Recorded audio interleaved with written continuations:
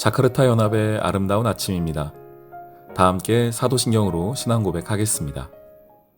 전능하사 천지를 만드신 하나님 아버지를 내가 믿사오며 그 외아들 우리 주 예수 그리스도를 믿사오니 이는 성령으로 잉태하사 동정녀 마리아에게 나시고 본디오 빌라도에게 고난을 받으사 십자가에 못 박혀 죽으시고 장사한 지 사흘 만에 죽은 자 가운데서 다시 살아나시며 하늘에 오르사 전능하신 하나님 우편에 앉아 계시다가 저리로서 산자와 죽은 자를 심판하러 오시리라.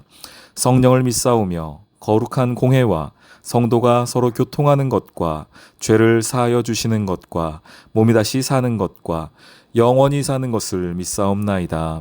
아멘. 제19장.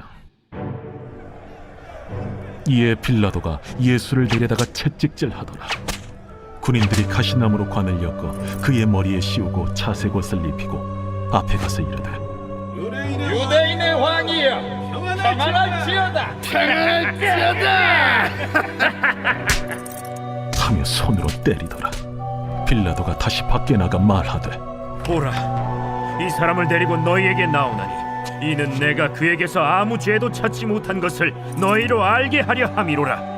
이에 예수께서 가시관을 쓰고 자색 옷을 입고 나오시니 빌라도가 그들에게 말하되 보라, 이 사람이로다. 대제사장들과 아랫사람들이 예수를 보고 소리질러 이르되 십자가에 못 박으소서 십자가에 못 박으소서. 너희가 친히 데려다가 십자가에 못 박으라. 나는 그에게서 죄를 찾지 못하였노라.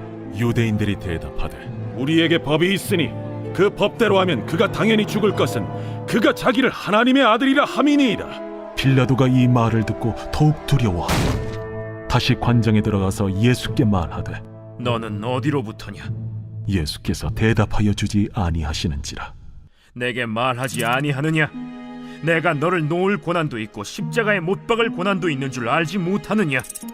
위에서 주지 아니하셨더라면 나를 해야 할 권한이 없었으리니 그러므로 나를 네게 넘겨준 자의 죄는 더 크다.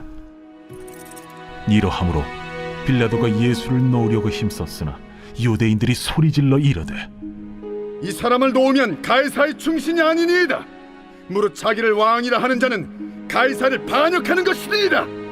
빌라도가 이 말을 듣고 예수를 끌고 나가서 돌을 깐 뜰 히브리 말로 가바다에 있는 재판석에 앉아있더라.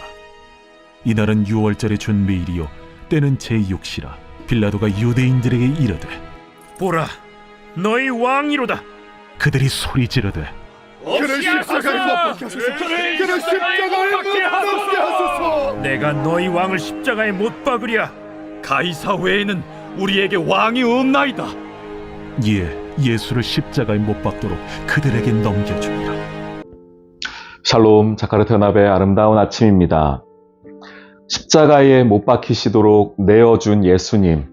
이제 예수님 앞에는 십자가밖에 없습니다. 그리고 사람들은 소리치기 시작합니다. 예수를 십자가에 못 박아라, 십자가에 못 박아라, 이렇게 소리치기 시작합니다. 자, 이제 예수님을 보호해 줄 수 있는 것은 아무것도 없습니다. 로마의 법도 또 사람들도 제자들도 아무도 남지 않았고 십자가만이 주님 앞에 있습니다. 저는 예수님의 그 인간으로서 절망적인 그 상황 속에서 어떤 것이 참 가슴 아플까라는 생각을 좀 해보는데요. 오늘 말씀 가운데 그 한마디를 좀 찾을 수가 있었습니다. 뭐냐? 어제 기억나세요, 여러분? 예수님이 왜 십자가 지셨는지, 예수님의 죄명이 뭐였는지 기억나십니까? 예수님은 나사렛 예수 유대인의 왕이기 때문에 십자가 진 것입니다. 십자가에 지신 왕입니다. 자, 그런데 오늘 말씀 보시면은 사람들이 뭐라고 소리치는지 보십시오. 15절 말씀에 그들이 소리 지르되 없이 하소서 없이 하소서 그를 십자가에 못 박게 하소서. 빌라도가 이르되 내가 너희 왕을 십자가에 못 박으랴 이렇게 대답했더니 대제사장들이 말합니다. 가이사 외에는 우리에게 왕이 없나이다 라는 이 말이 제 입장에서는 상당히 가슴 아프게 들려옵니다. 왕이 없다는 거예요. 우리에게는 왕이 필요 없다. 예수는 우리의 왕이 아니다라는 겁니다. 예수님 분명히 왕이기 때문에 십자가에 달리셨는데 그 십자가로 인하여 살았던 자들이, 살게 된 자들이 예수는 우리의 왕이 아니다라고 소리치고 있는 이 아이러니한 상황. 예수님이 그 소리 들으셨을 때 정말 가슴 아프셨겠다라는 마음이 좀 들었습니다. 그러면서 말씀 하나 좀 생각났어요. 우리 사사기 맨 마지막에 보시면 사사기의 중요한 이 키워드가 하나 뭡니까?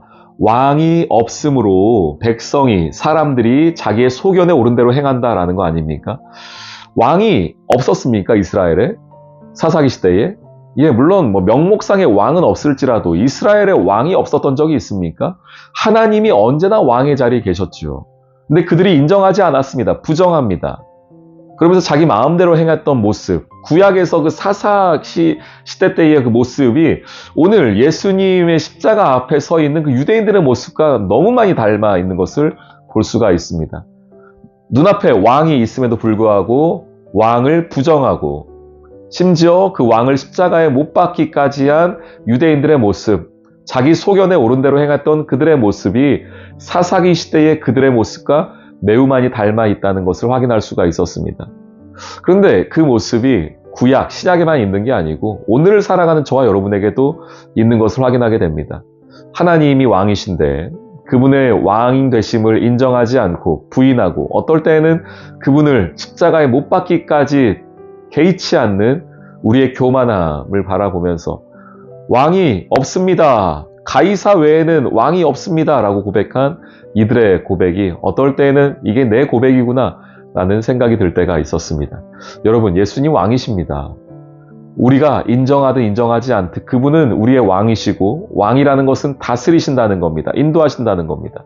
그 인도하심을 받는 자, 그 다스림을 경험하는 자가 왕 되신 주님을 고백하는 자입니다. 오늘 왕 되신 주님을 여러분 입술로 고백하십시오. 마음으로 고백하십시오. 내 삶을 다스려 달라고 간청하십시오. 그렇다면 어떨 때에는 우리가 그분을 부인하고 모른 채하고 십자가에 못 박기까지 한 죄인인 우리에게 주님은 찾아오셔서 우리를 용서하시고 우리의 삶을 다스려 주실 것입니다. 그것을 기대하십시오. 왕 되신 주님을 기대하며 나아가는 오늘 이 하루 되시기를 주님의 이름으로 축원합니다. 아멘. 오늘의 기도. 예수님은 우리의 왕이십니다. 단 한 번도 왕이 아니신 적이 없었는데 우리는 그런 예수님을 부정하였습니다. 내 소견에 옳은 대로 행했고 끝내는 왕이신 예수님을 십자가에 못 박기까지 했습니다. 이런 죄인을 용서해 주시고 다시 오셔서 우리를 다스려 주세요.